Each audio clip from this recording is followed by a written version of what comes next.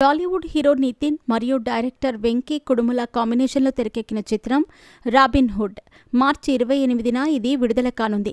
భీష్మ వంటి block buster hit తర్వాత వీరి కలయికలో వస్తున్న ఈ సినిమాపై ప్రేక్షకుల్లో భారీ అంచనాలు నెలకొన్నాయి. శ్రీలీల ఈ సినిమాలో కథానాయికగా నటించింది. ఇప్పటికే విడుదలైన పాటలు ట్రెండింగ్లో నిలిచాయి. ప్రెస్ మీట్లో మాట్లాడిన నితిన్ మాట్లాడుతూ, రాబిన్ హుడ్ ఓ పక్కా ఎంటర్టైన్మెంట్ మూవీ. ఇందులోని కామెడీ పూర్తిగా క్లీన్గా ఉంటుంది.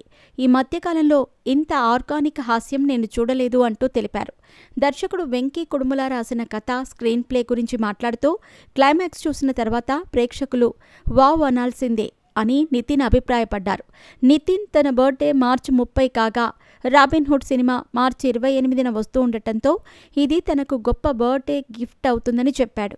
గతంలో శ్రీలీలతో కలిసి చేసిన సినిమా ఆశించిన స్థాయిలో విజయం సాధించకపోయినా రాబిన్ హుడ్ ద్వారా ఈ జంట హిట్ కపుల్గా నిలబడటం ఖాయమని నితిన్ ధీమా వ్యక్తం చేశారు.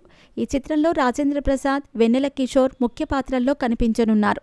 భీష్మ 2.0 కన్నా డబుల్ ఎంటర్టైన్మెంట్ ఈ సినిమాలో ఉంది అని నితిన్ చెప్పారు. ఈసారి వెంకీ కుడుముల తన దర్శకత్వంలో వెంకీ 3.0ని చూపించబోతున్నారని, సినిమా హ్యాట్రిక్ హిట్ ఖాయమని నితిన్ ధీమాగా వెల్లడించారు.